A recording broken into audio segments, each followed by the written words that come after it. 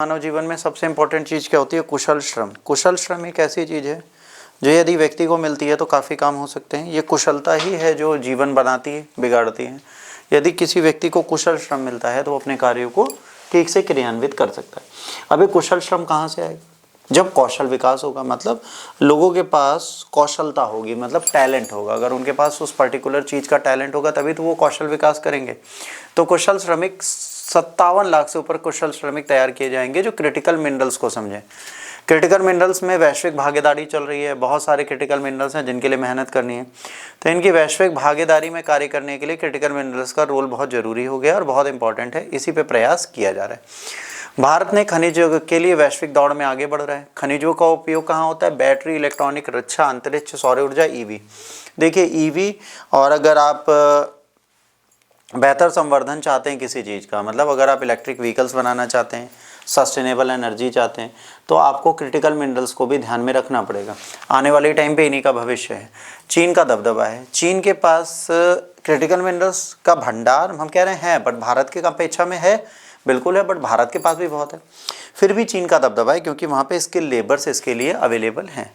भारत चाहता है कि चीन पर निर्भरता को कम करे और अपने क्रिटिकल मिनरल्स को खुद बढ़ाए। अब ऐसे खनिज जिनका रणनीतिक आर्थिक महत्व बहुत अधिक होता है, सीमित उत्पादन है पर इनकी मांग तेजी से बढ़ रही है। मुख्य खनिज कौन कौन से होते हैं क्रिटिकल मिनरल्स में? Cobalt, lithium, nickel, rare earth element, titanium, chromium. क्या क्या होते हैं? Cobalt, lithium, nickel, rare earth element, titanium and chromium. ये एग्जाम में पूछा जा सकता है कि रेयर अर्थ मटेरियल निम्न में से कौन से नहीं है, तो आपको याद होना चाहिए। जैसे पूछ लिए गए थे ईवी में, ईवी की जो बैटरीज बनती हैं इस बार यूपीएससी में, उसमें क्या क्या इसमें से नहीं शामिल है पीसीएस में। तो आईएएस पीसीएस में कोई भी क्वेश्चन पूछा जा सकता है, इसको आप डिनाई नहीं कर सकते, तो ये आपको पहले से पता होना चाहिए। भारत की चुनौती क्या है? सबसे ज़्यादा इन्हीं पर हमें निर्भर है, और हाईटेक निर्माण का चीन के कच्चे माल पर आधारित है। सप्लाई चेन का जोखिम है। कल को अगर वैश्विक तनाव बढ़ता है तो ये सप्लाई चेन हमको नहीं मिलेगी, जिससे हमारा बहुत बड़ा घाटा होगा, और ये घाटा बहुत ज़्यादा नुकसान हमको दे सकता है। तो ये सप्लाई चेन को सही करने के लिए बहुत ज़रूरी कार्य है कि हम इस चीज़ को प्रॉपर मैनर में करें। ठीक, अगर हम इस चीज़ को नहीं करेंगे तो समस्या होगी। तो ये करना ज़रूरी है। अगर इसको हम नहीं कर पाते तो फिर व्यापक समस्याओं का समाधान नहीं मिलेगा हमें, और ये सारी समस्याएं हमारे जीवन में चलती रहेंगी। तो हमें क्या कोशिश करनी है? हमें ये कोशिश करनी है कि हम क्रिटिकल मिनरल्स के इन कामों पे बेशक ध्यान दें और इन चीज़ों को रेगुलेट करें। अगर हम इन चीज़ों को ठीक से रेगुलेट करेंगे तो हमें फ़ायदा होगा। तो ये क्रिटिकल मिनरल्स हमारे लिए बहुत ज़रूरी है। वैश्विक तनाव बढ़ा तो हमें दिक्कत होगी। सरकार ने योजना बनाई है, लक्ष्य 2030 तक का है 57 लाख कुशल श्रमिक, जिसमें खनन क्षेत्र में कार्य कर सकें। तकनीकी प्रशिक्षण, डिजिटल माइनिंग, आधुनिक मशीनरी को फोकस दिया जाए। नए प्रशिक्षण केंद्र और स्किल हब खोले जाएं जिनसे उनको ये टैलेंट मिले।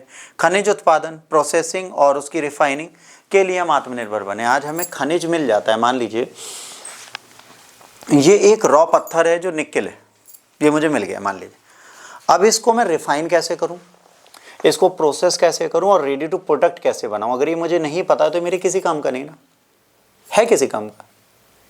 मान लो मुझे चश्मे का फ्रेम मिल जाए बाजार में, इसमें लेंस कहाँ से लगेगा, इसकी स्किल अगर मुझे नहीं पता है तो फ्रेम तो मेरे लिए कूड़ा है ना, मैं फेंक दूंगा। तो इसीलिए अगर आपके पास टैलेंट है तभी तो आप अपने मिनरल्स का प्रयोग कर पाओगे। तो उन मिनरल्स में टैलेंट की जरूरत होती है, ये होगा। ठीक, निर्भरता की कमी हो जाएगी, उससे स्थायी सप्लाई हो जाएगी। ईवी सेक्टर में फ़ायदा मिलेगा। सौर ऊर्जा, रक्षा, अंतरिक्ष, हाईटेक चीज़ों में हमें बहुत ज़्यादा लाभों को फ़ायदा मिलेगा। रोजगार का सृजन होगा, कई हाईटेक नौकरियां यहाँ से आपके समझ आ जाएंगे। वैश्विक प्रयास क्या है? यूरोप, अमेरिका, जापान, ये भी इसी में लगे हुए हैं। भारत विश्विक सप्लाई में भारत अपनी भूमिकाओं को बढ़ाना चाहता है। वो चाहता है अगर हम स्किल्ड हो जाते हैं, हम क्रिटिकल मिनरल्स के लिए कार्य करना प्रारंभ कर देते हैं तो हमारा लाभ है, और हम भारत को बहुत आगे बढ़ा सकते हैं, अपनी चीज़ों को सही कर सकते हैं। जैसे यूरोप है, यूएसए है, जापान है, ये फिर हम पर इतना ज़्यादा प्रेशर भी नहीं डाल पाएंगे क्योंकि हम उनकी सप्लाई चेन के एक महत्वपूर्ण भागीदारी होंगे। अब लिथियम जम्मू कश्मीर, राजस्थान, कर्नाटका में पाई जाती है। रेयर अर्थ परियोजनाएं आंध्र प्रदेश, तमिलनाडु में चल रही हैं।